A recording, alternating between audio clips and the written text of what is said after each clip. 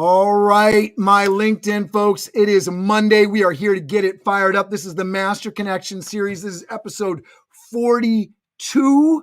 Even if it says 41, it's episode 42. We're so excited to bring this topic to you today. We're talking about how to go viral on LinkedIn. This is the Master Connection series. We are here talking about how to connect with people better, and what better way than to go viral, to get your content out to more people. We want your questions.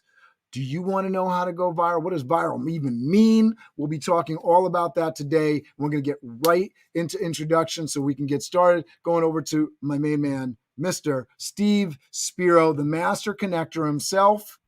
Steve Spiro is a martial arts black belt and a master networker. He has moved from being a shy, introverted kid to the master connector he is today. Steve Spiro began his business career by starting an advertising company in New York City. He had an incredibly fulfilling career and experience in advertising and marketing, but eventually pivoted to the technology industry. Today, Steve is a business automation consultant with Quadient, where he helps companies streamline and automate how they communicate and connect with their customers, leveraging artificial intelligence with both hardware and software. Steve Spiro believes in the power of mentorship, growing oneself through self-development and continuing to create meaningful connections through building a large network. Welcome to the stage, the master connector himself, Mr. Steve Spiro. Thank you, sir. Appreciate you, Cameron. The Wizard of Oz behind the curtain here. Appreciate all the magic you do. So hey, folks, welcome. It's Steve Spiro, the master connector, coming at you live and direct. You give me okay, Cameron? You're good. All right, cool. Cameron and I really appreciate you tuning in. We're here every Monday, 1 p.m. Eastern Standard Time, and come at you with engaging content on how you too can be a master connector. During this Master Connection series, each week our goal is to gather subject matter experts to impart their wisdom on us. Welcome to the show. I am blessed to have my co-host Cameron Toth. Cameron is the host and founder of BizDev Live. Cameron Toth founded Toth Event Staffing in 2011. Toth Event Staffing is a hospitality company that provides staffing to caterers, cafeterias, and catering departments. I love that alliteration there, Cameron. In Westchester, New York, and New York City. BizDev Live was founded in 2020 and is a weekly show that airs on multiple platforms, including right here on LinkedIn Live, Monday through Friday at 11 a.m. Eastern Standard Time. BizDev Live takes Cameron's entrepreneurship experience and combines it with his passion for helping young people and business-minded professionals. Cameron's mission in life is increasing access to education and opportunity for all people. So please bring back to the stage my man, my partner in crime, Mr. Cameron Toth. Thank you, sir. And we already got people in the chat. I love doing this show because we have an amazing audience, Steve. Thanks for bringing us all together here, being the master connector. We have a LinkedIn user, so you can go to StreamYard, Facebook, right? And we can see you on there. We got Union, Kentucky, somebody in there I got to see on the LinkedIn side. Leslie Martinez, thanks for checking in from Houston, Texas. And Margot Waldy checking in from Los Angeles, California, the west side, the best side, right? We're on the East Coast, me and Steve. And so it's great that we got all these folks joining us from all over the United States. I'm going to go right into introducing our folks here, starting with Jason Coop, who's got a small bio, but a big personality. We got Jason Coop is a writer, community builder, and entrepreneur focused on the Canadian event industry. We were talking a little bit about it before we jumped on. Jason, please say hello to everybody. Wonderful to meet everybody. Hopefully my dogs don't bark. I think I'm going to mute that. I'm looking forward to this, though. It's going to be a lot of fun. Thanks a lot for inviting me out, guys. Beautiful. We're heading right over to Gretchen.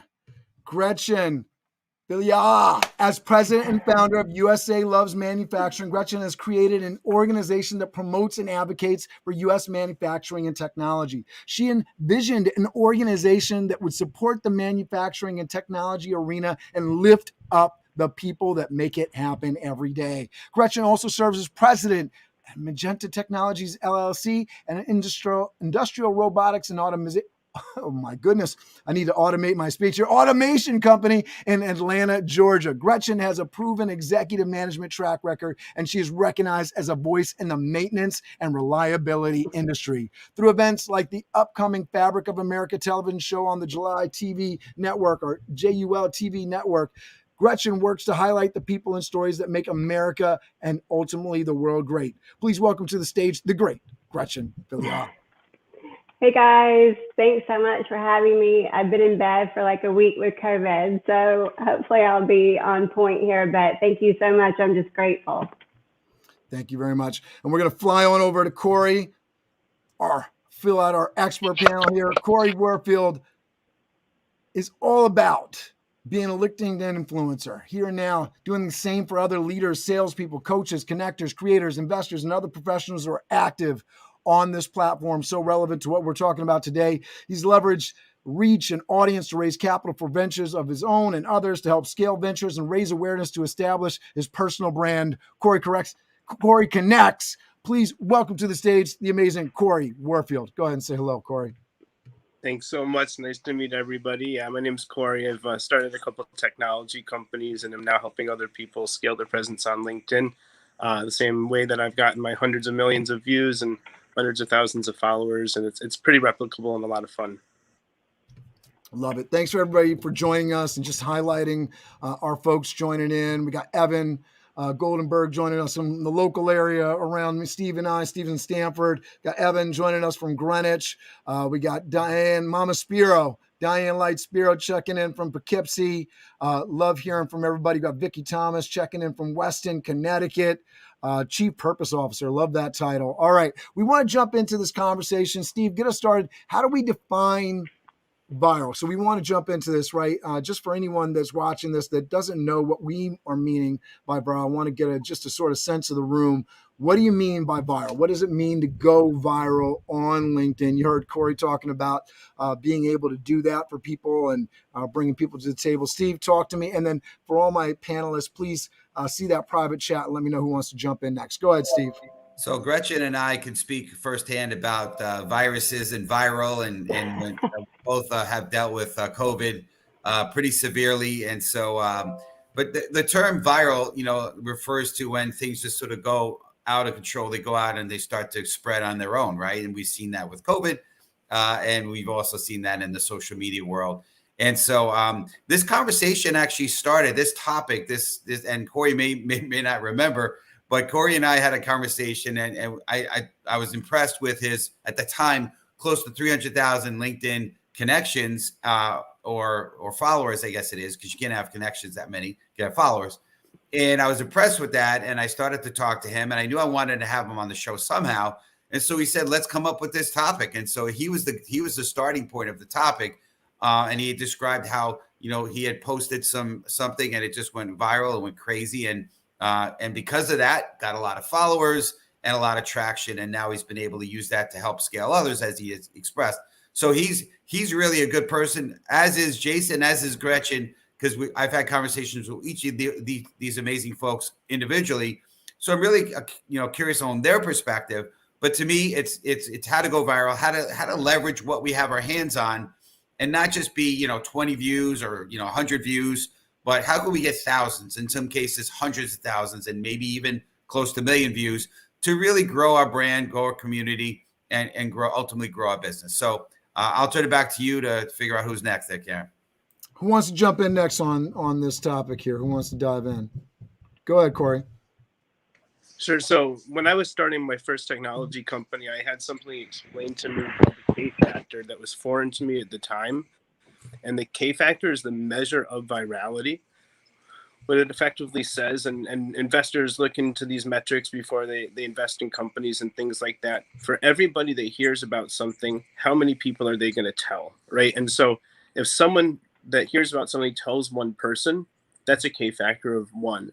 So if an investor is a company with a K factor of 1, meaning everybody that hears about this app or this book or whatever it might be is going to tell somebody, that tells them it's going to go viral. And, to kind of allude to Steve's analogy with COVID, right? For everybody that gets COVID, how many people are they going to get? And the medical industry has a slightly different term for it, but that to me is, catching fire. So, is it 10,000 views on a post? Not necessarily, but if you get a post of 10,000 views, but 5,000 people liked it and 2,000 people shared it, that's a viral post. And that's, most of my posts that get 6-figure views have at least 1,000 shares. So that content to me is viral. And so depending on people's audience size, the numbers might change, but I think that's kind of a good overarching concept when you're thinking about virality.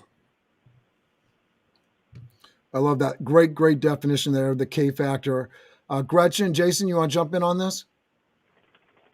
Sure, I'll go ahead and just mention that I think it's all about, where it starts to grow and the engagement. And, it's like Corey said, it's like once it catches on, it's just going to grow exponentially on its own. And it really is, not only, it's not just what you do, it is very much what you have built and what people have brought to the table in your connection group. And it may be someone like brand new that comes in. I recently had someone, I think they're actually here on the connections as well, John Navalis. He does an amazing job, and he's already starting to get noticed because there's authenticity to what he's doing. And I think it is. It's like organic, and it just will grow from there.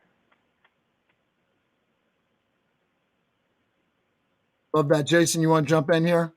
Yeah, I'm wondering, Corey, do you think that there's anything like what is it about these posts? I get, I've had some things go into the 100,000, but you're obviously consistently getting this kind of stuff. What is it like? Is there one thing that you're leveraging to get that kind of response? Is it?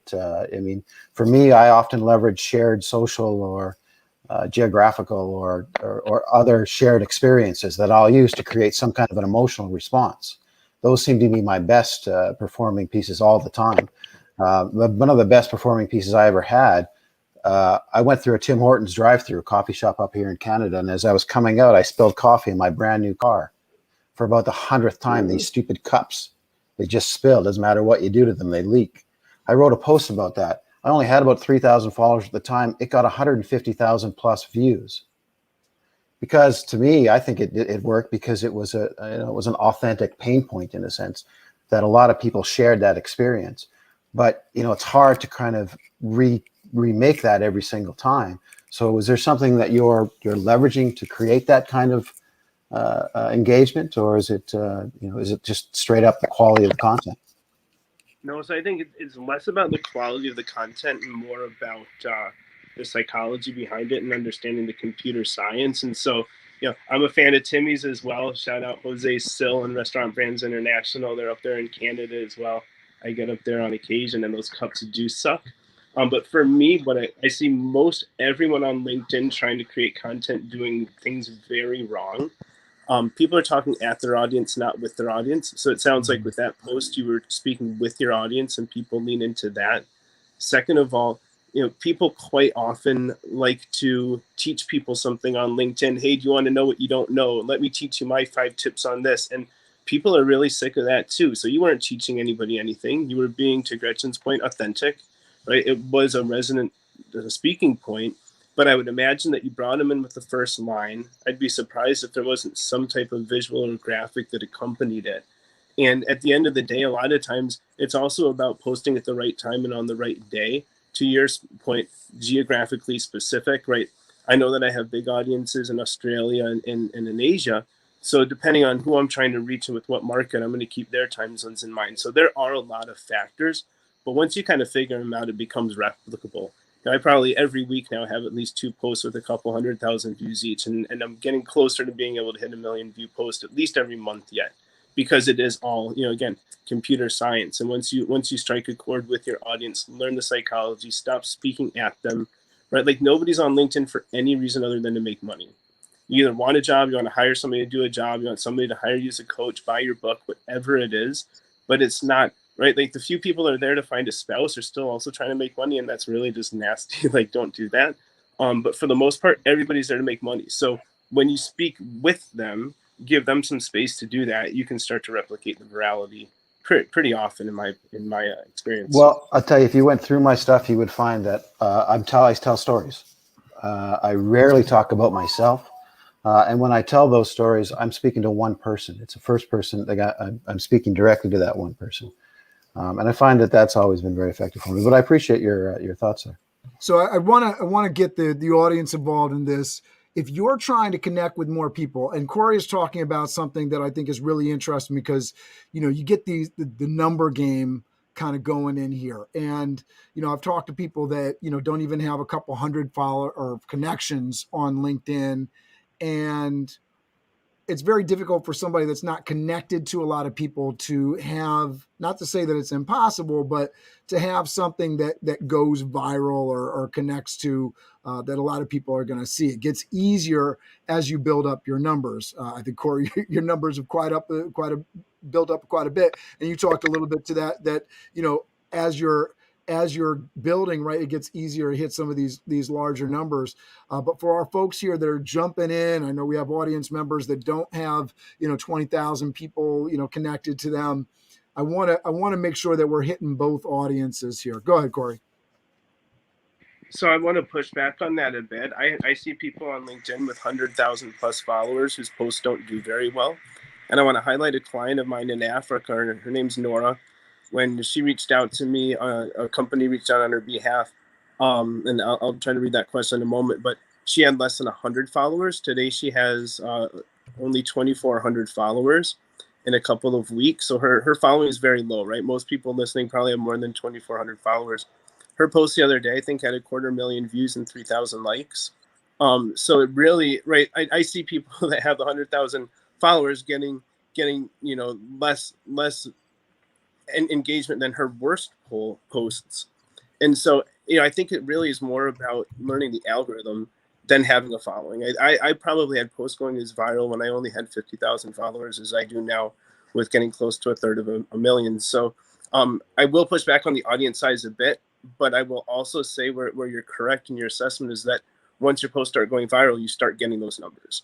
So you can go viral with almost no followers, but once you start going viral all the time, the followers start to come pretty quickly. So just a point of clarification so that people don't think that, you kind of have to build this huge mechanism before you can see any results.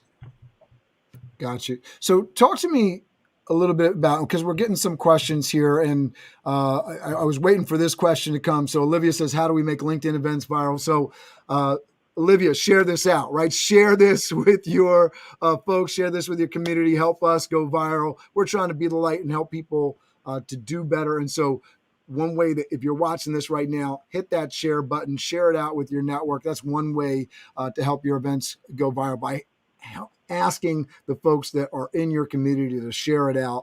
And by doing that, and if they're authentic with their shares and why they love watching what they're watching on it, you're going to get some good results virally that way. Love folks to kind of wind up and sound that. But we have Vicky Thomas asking, how important is to the post is an identifiable victim and offering the solution. We got some other questions. Let's hit Vicky's first, and then we'll get into the others. Steve, I know you wanted to jump in. Go ahead. Yeah, I want to jump in, and actually, it's interesting. So I have something to share, but I also want to get Corey. I'm going to get your take on this after I'm done speaking. How would you get this show viral? Like how would you do it? I'm curious. And I'll just say my piece. I'll let you think about it a little bit. Probably don't have to think about it knowing you, but I do want to say, one thing. So as some of you guys know, I was doing it, and I think Corey might have been the influence of me kind of starting to move in this direction. I was doing a video series called, Master Connection series. They do it on Friday. Fired Up Friday. Every Friday I do a video, and it's about, at one point it was 3 to 5 minutes. I've been trying to scale it down to like 1 minute, having a lot of tough time doing that. I think I've been now closer to 2 minutes and change. And after speaking with Corey, it started to resonate. Maybe, and I'm getting some views, but I'm not in the thousands on that. And so I just, one day I had something hit me, and I was out and looking, in the morning, sunrise coming up, and I put a picture of a sunrise, and I said something uplifting, and I put it out, and I got multiple thousand views pretty quickly. And I said, and so Corey has told me this. I think other people have said, you just got to experiment. You got to see what works. You got to kind of, bring bring different things to the table and see what works. So I've been doing more of that. And so I've done several posts during the week, and with an image, like Corey said, with some words, asking people what their opinion is and giving a little bit of what my feeling on. And in some cases, I gave a post about my life's mission statement, getting a little vulnerable. And it seemed like people appreciated it, right? So I could see what you're saying, Corey, as far as the idea of speaking to the audience, speaking directly to them, not trying to teach them, because I think my Fire to Friday videos were more teaching points versus maybe relating to people. And I was interested. I've always found it fascinating how some of those posts would get more attention, more views than others. And I think it's exactly your point, where you're speaking at people, trying to educate them versus maybe trying to relate to them. So I appreciate what you've been able to do. So again, I'd love to hear, without this being the Corey show, I want to hear how you would take our show here. Like, if you were to do it right now, like, what would you do to get, 1,000, 2,000 people viewing right now? What would you do? Yeah, and I do feel bad. I feel like I'm taking the air out of the room, so I'll try to be quick. But there's no short answer to that. I've helped some of my clients' shows get much bigger than they were, but I think still thousands of audience on a show does take some time. I know a friend of mine, Ahmadi Mom's got his LinkedIn live show, I think, to some thousands of viewers now, but he had to grow first his audience to a million engaged people. So there are a few small hacks. You can invite, I think, up to 2,000 people to an event of your contacts. So if you have an event, making sure that you're inviting the right people, having it set up with a calendar link so it populates their calendar, and so that they get a reminder, on their phone or their computer that this thing that they said they were interested in is starting to happen. And making sure that you're not just reaching out to random people. What I'd encourage people to do is, if you invite somebody to your event, go to their profile and like their most recent post or two, just so that you've done something for them lately, kind of a thing. But other than that, the way to get a show to go viral, candidly, and, this isn't a business pitch, but I help people do this, to start going viral on your own, right? If your account is, then when your posts are going viral, it's real easy to mention a few times in your viral posts that you got a show coming up in a few days. The other thing that I would push back a little bit and say, people don't always love like the same person talking about the same thing on the same time every day. People get really kind of immune to that really quickly. So like if it's always a similar subject on the same type of day, and that day's in the, sometimes those are things where people might even say they're going to go and then not go because they figure they either, saw it before, or it's all the same. So it is important to switch things up a little bit. And I can talk about this for the full hour, but I'm going to mute myself and shut up so that other people can drop some wisdom. I'm excited to hear from everybody else. No, I love that commentary, Corey. Great job. Jason, go ahead. I know you wanted to jump in. Right. So I think that, just going back to Steve, what you were talking about there when you talked about it, I characterize my content into different categories, for lack of a better. So what you were talking about for me would be a mass content post that would be easily liked. Not the engagement value isn't always worth a whole bunch, but it's easy to like. It gets moved on, and it's not bad for getting big numbers. One of the things, though, when I talk to people about posting content, I'm not always talking to them about getting the most attention for that content. Sometimes there's very specific attention I want to get from that. And I also use the content to, so that people get to know me or get to know the person that I'm working with. So I try and get authentic opinion posts out there once a week. So mass content posts, technology or education type posts, and opinion posts are the kind of way that I mix those things up. But in terms of trying to make this show go viral, that's tough because you're working against, I think, both demographic and engagement habits on LinkedIn that are going to make any kind of 1 hour show be tough to go viral, quite honestly. But, for me, again, I'll just back up a little bit. I don't always want my stuff to go viral. I mean, I do. I want to get as much attention as I can. But my goal on LinkedIn is to create a very specific community that I can then, use for all of the other projects or clients and stuff like that. So I'm not always looking to create that great big piece because it's really hard on LinkedIn. I mean, like I said, Corey, I'm amazed at the numbers that you're getting. I'm going to take a little deeper dive into your content, quite honestly, and maybe some of your, not maybe, but and some of your knowledge, because I'm really fascinated on what you've done here. I don't know very many people that get those kind of numbers unless they have massive followings.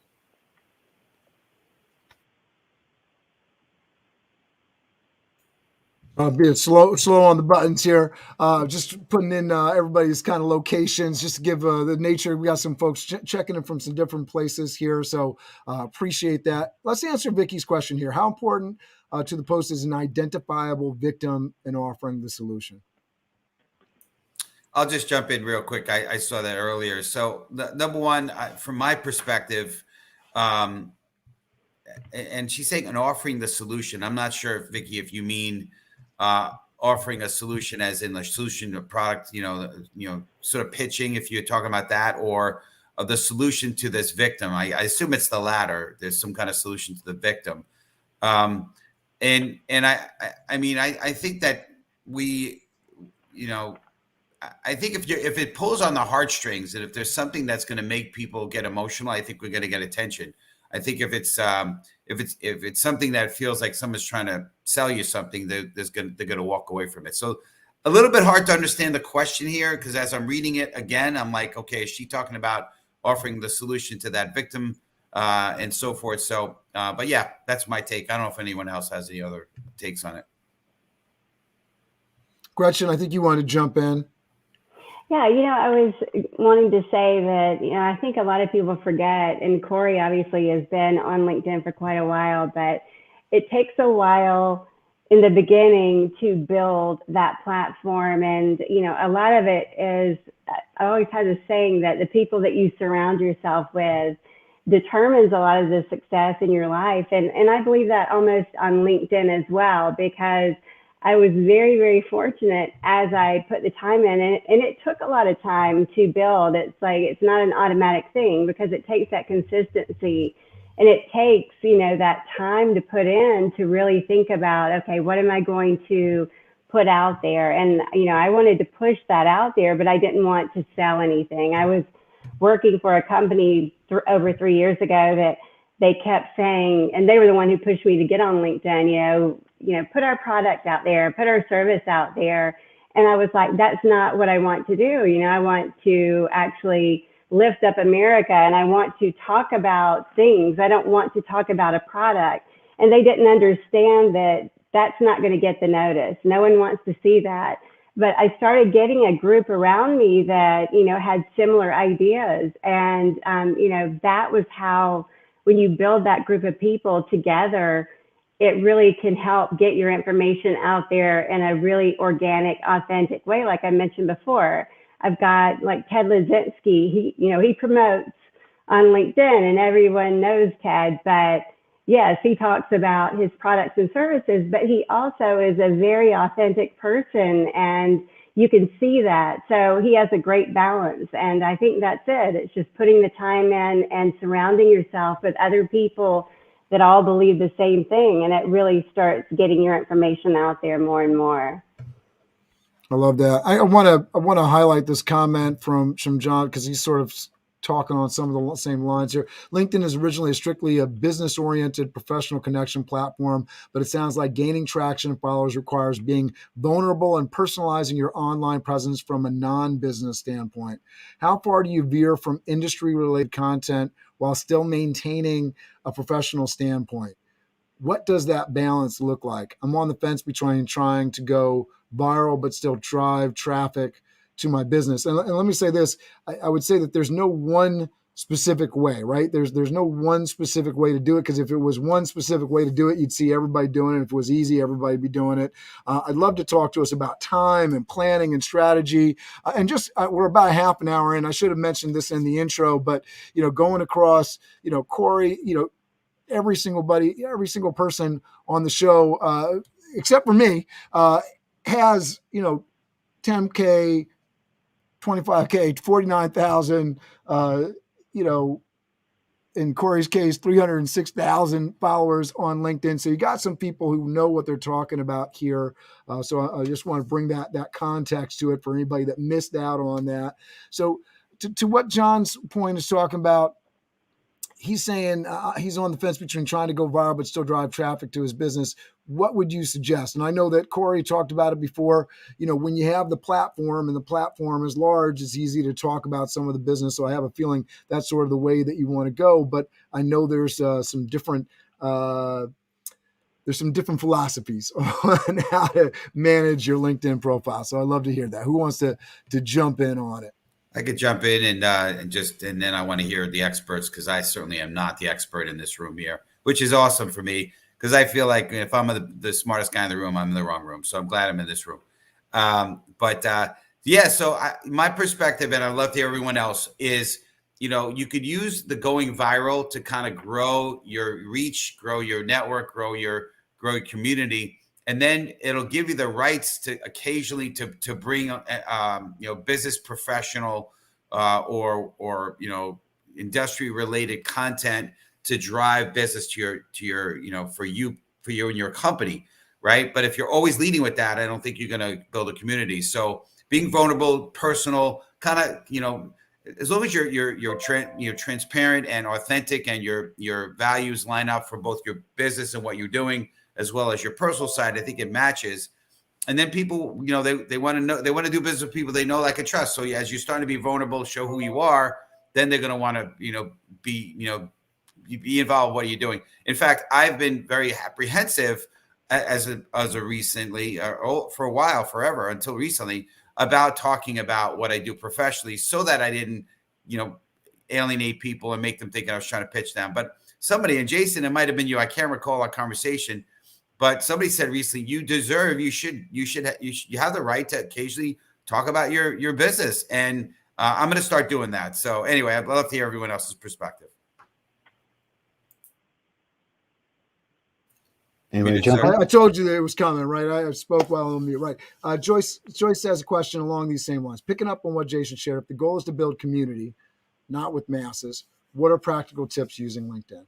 So maybe we can just kind of go around here, and, obviously people have different purposes for being on LinkedIn. Maybe it's to make money through a job, like Corey was talking about. Maybe it's, to sell a product, right? So maybe what we can do is sort of preface, if this is what you're trying to do, this is the way that I suggest you do it. Jason, since this question is for you, can you start us off on that? Well, I think, for me, I curate my following very closely to make sure that they are all mostly corporate event professionals, and not just the professionals and the planners, but all of the vendors as well. And of course the clients as well. So what I've done is I've created a community that essentially represents the core of the corporate event market in Canada. And then I find better ways to serve that.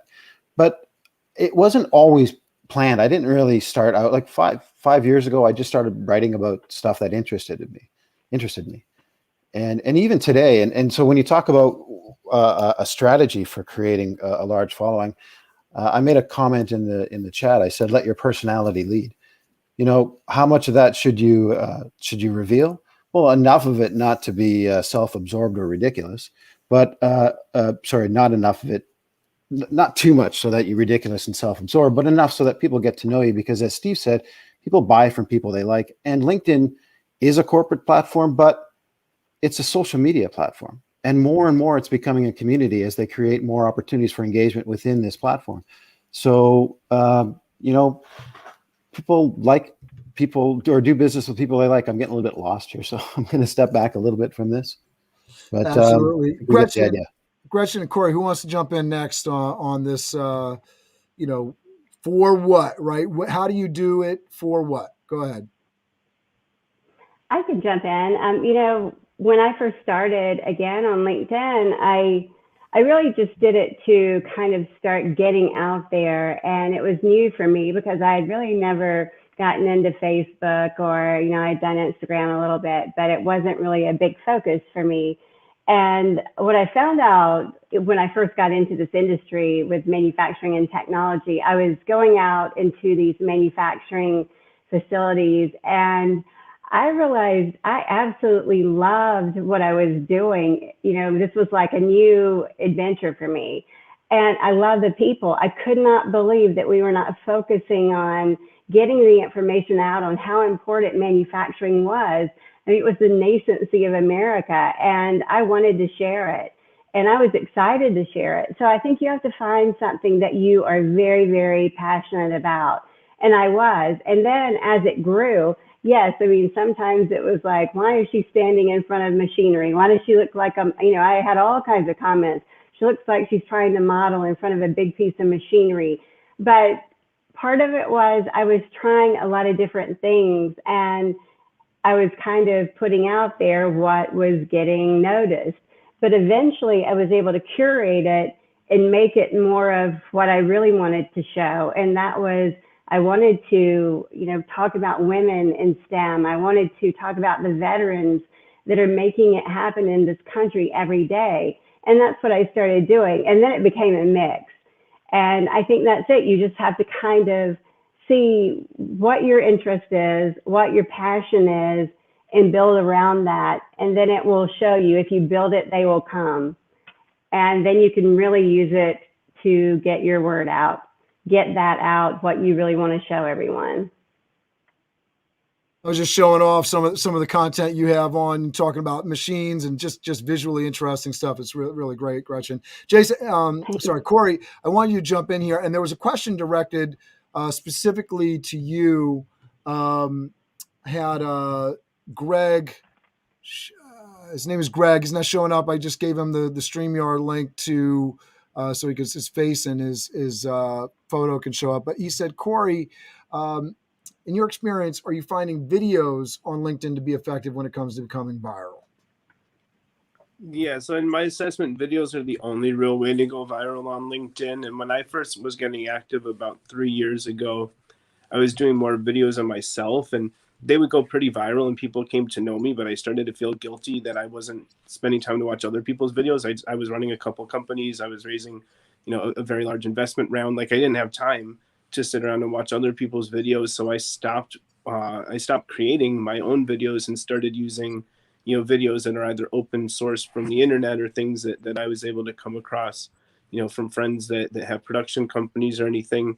And those virals went much more viral than the videos of myself. And so I think, it's not the UTV show on LinkedIn. No one's on LinkedIn to hear or see about anyone else's life or journey unless they can relate to them and either hire them, get hired by them, sell them something, buy something from them that'll make more money. So that was an aha moment for me. Like, oh, I should not do so many videos of myself, because the videos themselves go viral, by nature of the algorithm.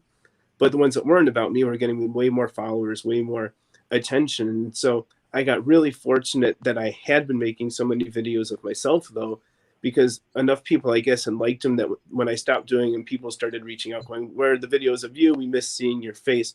So scarcity is huge, right? Once you can build some type of a demand or an awareness of yourself, I would take it away from people. So people don't think that every time they log on, they're just going to be able to get more of, whatever your secret sauce is, or, do business with you without even having to do business with you. And when I realized that demand, I thought, and it's not as true anymore because I spend a lot less time on the platform, but I thought, if I keep my videos to about 30 seconds, then I can commit to watching anybody else who does a 30-second video, right? And so I created a hashtag called Value in 30. I've probably done a couple hundred of these 30-second videos. I now do them about once a month. I'll go live once a month or so. I'll do a Value in 30 at some point, maybe once or twice a month. But those started going really viral. And that's when I started to really fine tune the algorithm. This is about 2 years ago, and really understand it. Short videos do better than long videos all day. Videos that have proven themselves elsewhere, right? And especially that are super engaging and bring people in right away, that are more shareable, right? So like, as much as people might love the beard I came back from Brazil with and all these things, like, no one's on LinkedIn to see my face, but people are on there potentially for a little mental vacation or something like that. And, to kind of talk about personal branding quickly, as long as you're going viral and following those formats, you can talk about what you do professionally in your company and your products all day of the week. And here's a case in point. Gretchen had just mentioned a guy, and so I'll double down. First of all, hi, Ted. I know Ted Lazinski fairly well. We've spent time in person. I've helped him out with his LinkedIn strategies and growth before, but he's with Spindle City. So shout out Spindle City, right? He does these cool videos of himself in his warehouse with his instruments.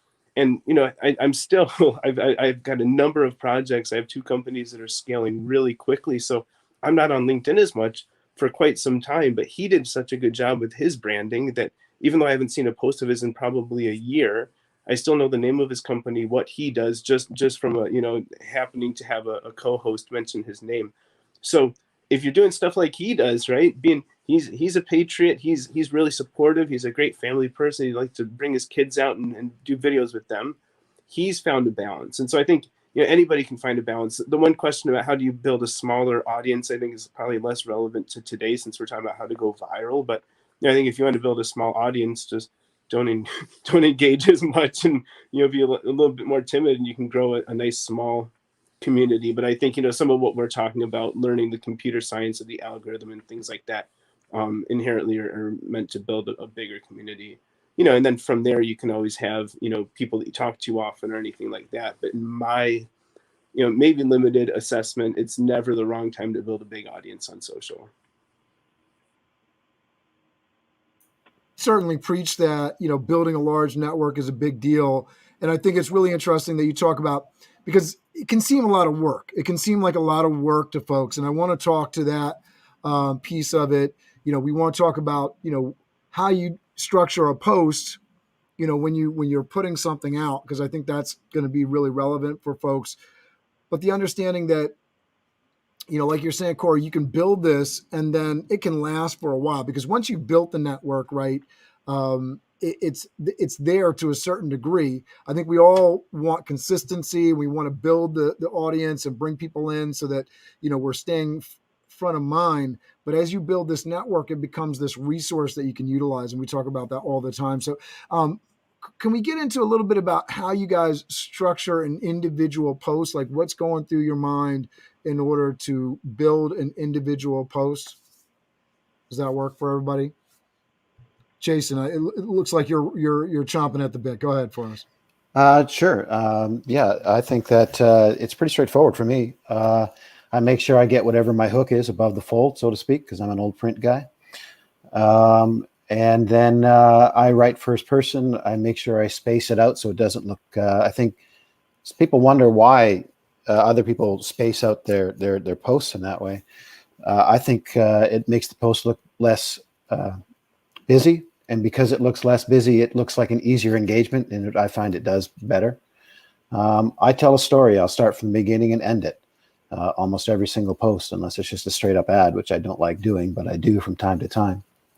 And make sure I get the right hash marks, make sure I tag people who have something to do with the post, not just randomly. Often I'll put those tags, or I'll put, more information in the comment section to try and encourage some conversation, because we all know that engagement via comments and conversation are what's driving the analytics on LinkedIn these days rather than likes. And that's my strategy in about 45 seconds. I love that piece on comments versus likes. I loved it, because Corey's been talking about the computer science. And I feel like anytime we start throwing computer science and algorithm into the conversation, there's a lot of people that they just kind of go, whoa, like it just sort of takes people out of the game. But when you talk about things like that, that's what we're talking about, right? What is the algorithm like? And we know that LinkedIn loves engagement, right? If people are commenting on a post, it's a lot more likely to go to second and third level connections, people that you're not actually connected directly to. And that's one of the real big strengths of the LinkedIn platform for when you're doing things. So I love putting that into real just gritty detail for folks, so you understand. You get comments, LinkedIn likes it, throws it out to more people. That's the computer science of it. Gretchen, I know you wanted to jump in. Go ahead, Gretchen. Yeah, I was just thinking about that. And, so much of like when I'm doing posts, it's a big variety of posts, and it's according to, what it's meant for. Some of it's for getting my information out there on something that maybe an article that was written, or, a shout out. And a lot of it lately is, of course, where I've been, or a lot that I try to put out there also is shout outs to newer connections. And, again, like either women or STEM or, special people that I've met in reliability. And I think that, that is kind of where I've grown it to, that yes, of course, I want to continue to grow the audience, especially with this new TV show coming up. I want people to see that. So I want to get the information out there, but I also want to give back at this point. And, I want to get other people engaged and, let them have that moment, because LinkedIn is an amazing platform.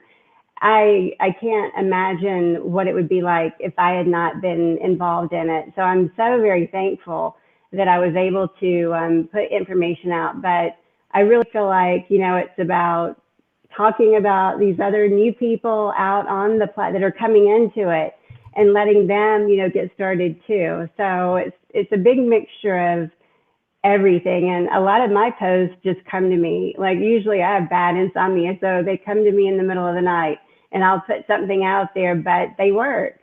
And I think you just have to get started and you have to be consistent, because Corey, you probably could speak to this, and I'm curious even more so, but like, for instance, last week when I wasn't feeling well, I still tried to get information out there, because if you don't stay consistent, you're going to go down in viewing.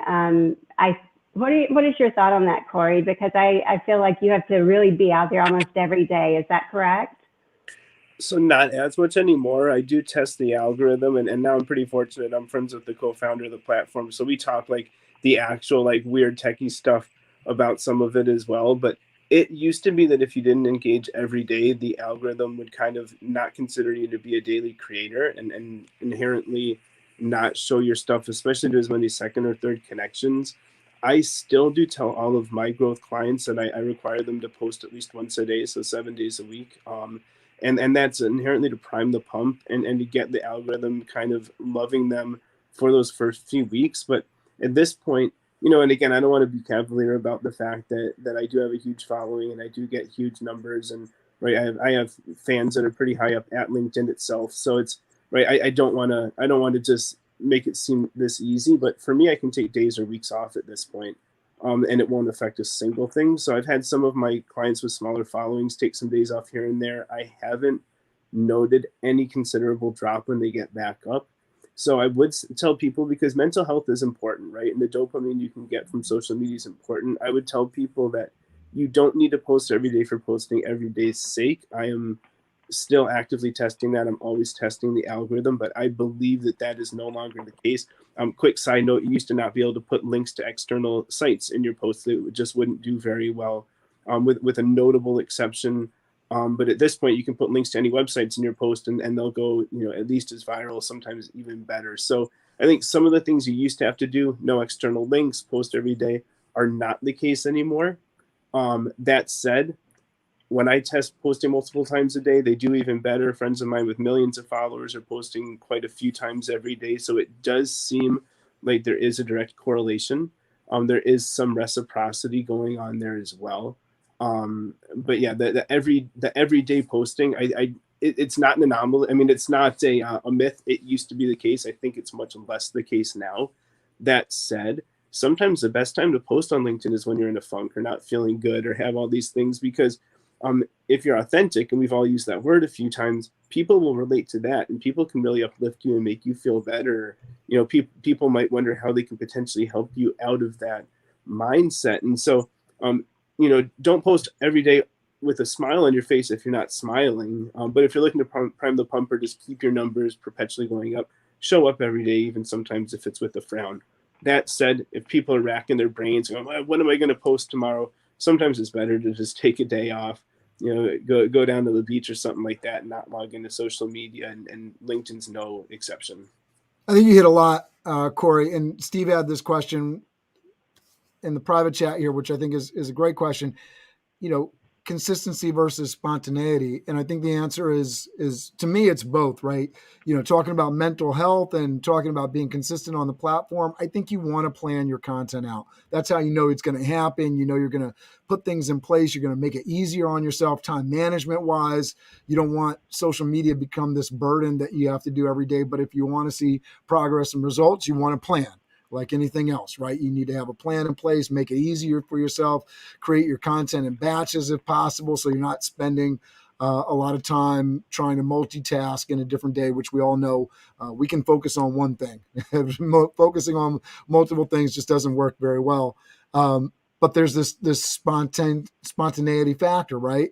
It's that moment where maybe you're down with COVID and you got a message to share with people and it's going to be impactful. So one thing does lead to the other, right? When you're being consistent on the platform and you got a following, when you do have that authentic, spontaneous post, it's probably going to get a lot more reach, right? Yeah, I don't let any of my clients schedule anything out at all. Those content calendars to me come across disingenuous. The algorithm can pick up on them, but also it makes it feel a lot more like a job. And invariably, someone will have So a post. and I just want to clarify, because you got two different things going on, right? Now, if I sit down in my with my book at the beginning of the week and I say, all right, I'm going to do this content, I get my files ready with photos, that's planning out content. And then we got the other kind of thing where you can schedule automatic posts with a platform like later.com or Hootsuite or things like that, right? But I encourage anyone that I work with, at least, I encourage not to do either of them. And here's a couple reasons why. Getting it in a book with all the links, first of all, right? If these have gone viral elsewhere, if you're saying you're going to post this on Thursday, there's a good chance someone posts it on Wednesday or Tuesday, and now you look like a copycat. The second thing that I try to leverage what are you talking about there? Because I didn't understand that. I didn't get that. Like if you write a post days in advance, someone can beat you to the punch, right? Even if it's just the topic or whatever. So I love to always make sure that I'm showing up, and either it's a conversation of the day or it's something that's trending. I helped break a news story a few weeks ago that ended up getting, I think, 3 million views. It might have been 100,000 likes, but it was a lady who was blind, and the chef at the restaurant in the UK wrote "Happy Birthday" in Braille on the plate. And I saw that within minutes of it being released on the internet. And so I was one of the first outlets of that story. The restaurants now reached out to me when I come to UK, come with whoever I'm there with, and dinner's on them. But I sell software into the restaurant industry. I had a lot of conversations with people about what we're doing based on that post. That post ended up getting like 100 million views across different channels, not all through me, but I think the shares that I had was well into the thousands. I wouldn't have been able to break that story if I had something else planned for that day, if I was going to talk, right? And so to me, it's always, I don't plan anything in advance because there are too many variables, and I'm always trying to be on trend or help break something. So how do you parse that out with clients that, they got other things going on, but they want to be on. I can't work with people that can't put in, a little effort every day to come up with something original on the spot. So let me just say this. So, and yeah, I had that question in the private chat, but so what I'm hearing from you, Corey, and again, we don't want this to be the Corey show. So Jason and Gretchen, please chime in. But consistency of just posting something regularly, whatever regularly means, it could be every day, or it could be, 2, 3, or 4 or 5 times a week. But being spontaneous about how you're doing it, what you're doing it, that's the consistency with spontaneity piece of it, right? Am I picking up what you're putting down? You are. Absolutely. Okay, cool. And I know there's a big piece of like getting into the news piece of LinkedIn, right? If you're commenting on stories of the day and sharing on stories of the day, that's a big deal as well. Like there's lots of different tracks within kind of the daily social just news grind, right? There's things going on in the world. So that's one piece of it. Gretchen and Jason, you want to chime in this area here, what your thoughts are?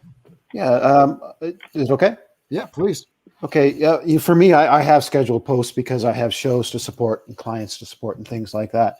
But leveraging trends, current trends, even daily trends, I'm going to write a post as soon as I get off this that leverages a trend that I saw happening last week. So I'll get in front of that trend today, and that post will do 5,000 to 10,000 views because I know what's going on in the industry. And so, I would encourage people to really absorb the conversations that are happening in their industry, follow other people, check out their content.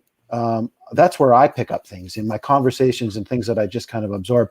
And that's why, half of my posts are scheduled and half of them are, authentic or spontaneous responses to a trend that I'm able to leverage or surf for a little bit. So I hear you, Corey, 100%. Gretchen?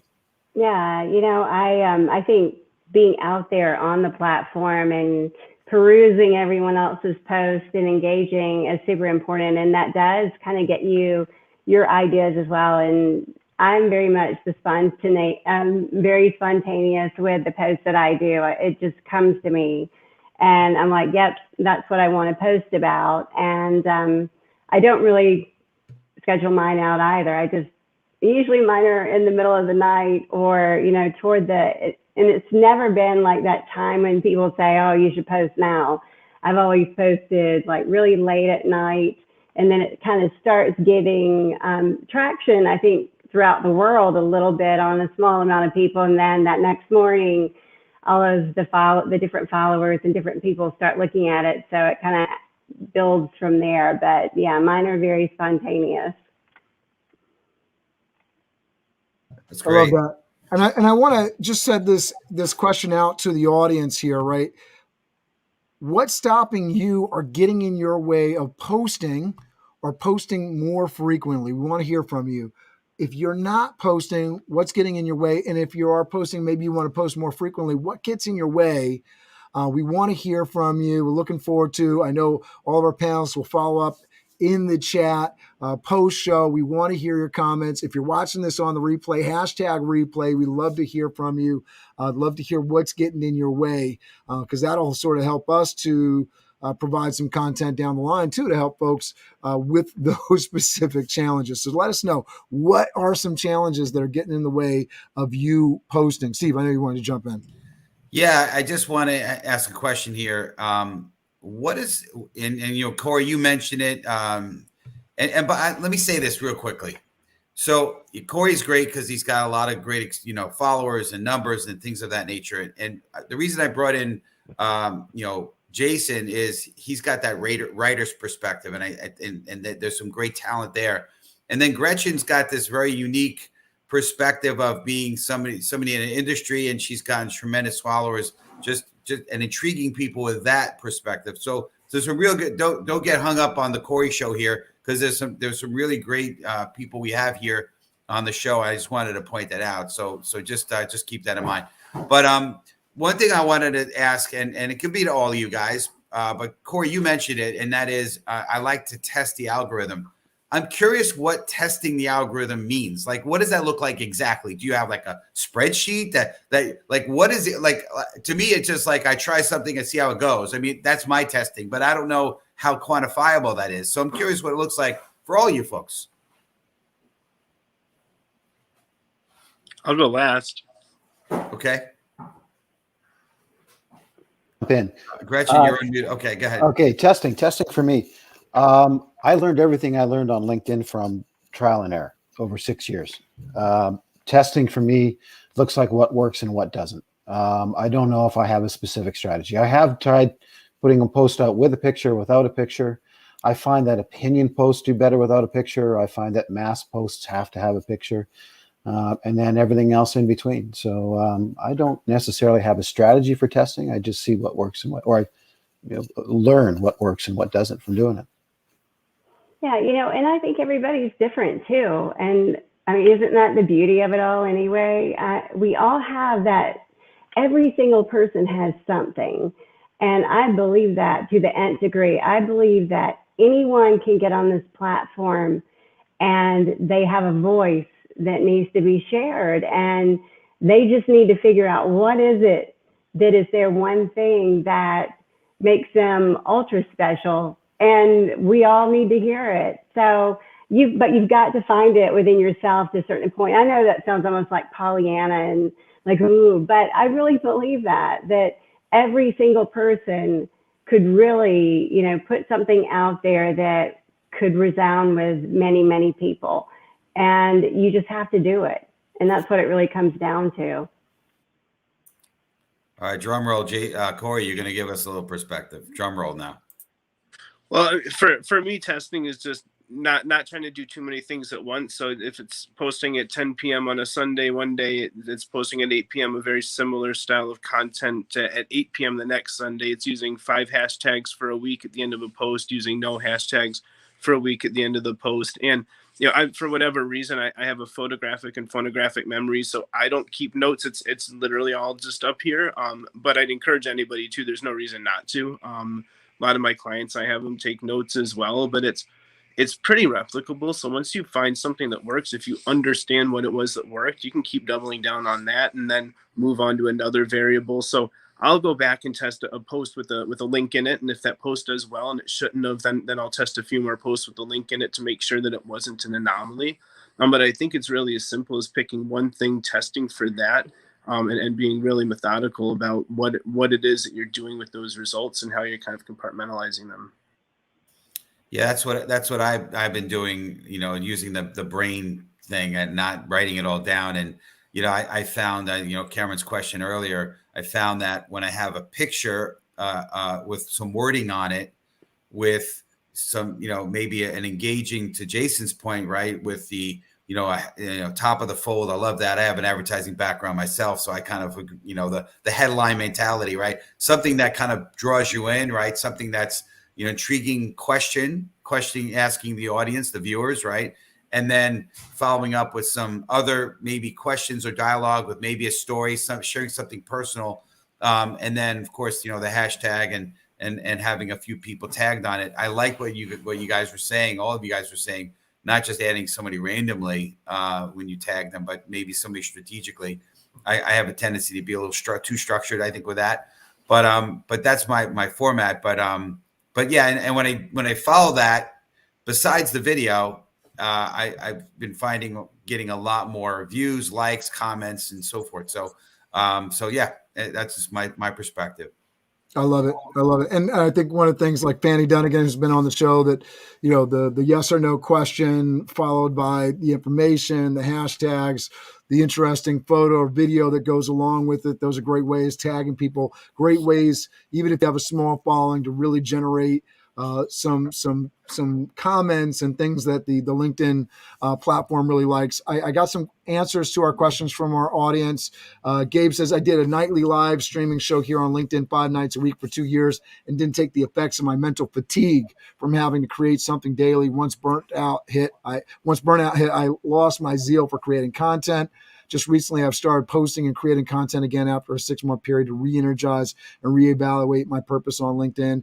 I think we can never underestimate the value of making sure that we're mentally in the game, right? And understanding why we're doing something and reevaluating regularly to make sure that we're not burning ourselves out. I love that comment, Gabe. And then Vicky says, challenges of posting every day a daily to-do list that does include daily posting on LinkedIn. I'm in the way and need to become more aware of trending posts that show vulnerability and authenticity. Love that, Vicky. Olivia says, challenge how to determine posting categories or themes that I can be consistent in. Hopefully we're getting to the end of the show now, but hopefully everybody can dive into the comments and give some good, helpful suggestions for Olivia. I love that. And Vicky's saying thank you for the topic. She's picking up some pearls and some solid tips, so we appreciate of that. Just real quickly, want to go around, make sure people know where to follow up with folks, our audience. If you're looking to connect with Gretchen, with Jason, with Corey, their LinkedIn links are to the side over there. Just look for that summary. If you're on YouTube, go down below, look in the comments there. Facebook over to the side as well. Gretchen, where can folks find you if they're not on LinkedIn? How would you like them to connect with you? They can actually go to my website, usalovesmanufacturing.com, and we're going to be putting some links for the new show coming up, Fabric of America. So I look forward to just being able to engage more on LinkedIn and certainly, connect and reach out. That's a great name of the show, Fabric of America. Thank you. Beautiful name. Jason, go ahead. Tell us where folks, if they're not connecting with you on LinkedIn, where they can find you. You're on mute. You're on mute, Jason. Look, we only did that once today. You can find me at CanadianSpecialEvents.com. That's the company that I don't own but run. My wife runs it or owns it. But in all honesty, you find me on LinkedIn. That's where it's probably the easiest place to find me. Beautiful. I asked the question that way, just give people the opportunity. So hopefully they're connecting on LinkedIn, but we're also on YouTube. We're also on Twitter. We're also on Facebook. So we'll give some people some different opportunities. Corey, where can people reach you if they're not on LinkedIn? Yeah, I've got a small presence, I guess, on Insta, Twitter, Facebook, TikTok. But I guess, the best place probably is to follow me on LinkedIn. And I do have a podcast called Corey Connects. It's available anywhere podcasts are found. And one of my companies, Influencer Active, is a pretty fun platform. I encourage people to look out, and they can find me there as well. In addition to a lot of other people that are doing business influencer marketing. And so, yeah, I'm around, but LinkedIn's probably the best place to find me. We encourage everybody to join us on LinkedIn. That's what this show is all about. Steve, lead us out. Amazing show today. Thank you so much, panelists. Steve, take us away here. Yeah, absolutely. It's a great show today, and really appreciate everyone. Gretchen, Jason, Corey, phenomenal. And a lot of our shows are often there's a lot of emotion and heartfelt in it, and our mission obviously being the light and inspiring. And even though this was a very tactical conversation, I think it's great because listen, you could have the best heart and you could want to speak to people's hearts all day long, but if you're not reaching them, it's if a tree falls in the forest and no one's there to hear it, did it really make a sound, right? So we want to learn how to go viral so we can reach a lot of people and touch a lot of lives and really change and impact this world. And because we are, the world it needs help right now, right? There's a lot of conflict going on, a lot of censorship. There's a lot of crazy stuff going on. So we want to be that light. So we're going to close it out with how we do it the usual way, which is crush it. By the way, we have a show coming up next week. Don't miss it on 11/8. And maybe Cameron, based on Corey's comments, we may need to change the times and the days we're doing it. Who knows, right? But it's taking it to the next level on 11/8, 1 p.m. Eastern Standard Time with Tanya Mara, Alexa D'Agostino, and Mary McEwen. It's going to be a great show on how you could take it to the next level for your company, for yourself, professionally and business-wise.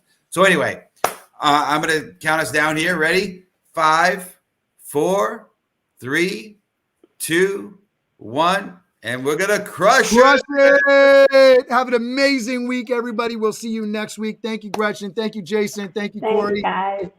Take it easy, everybody. We love you. Thanks for tuning in. You make this show what it is, being our amazing audience. Thank you. Have an amazing weekend.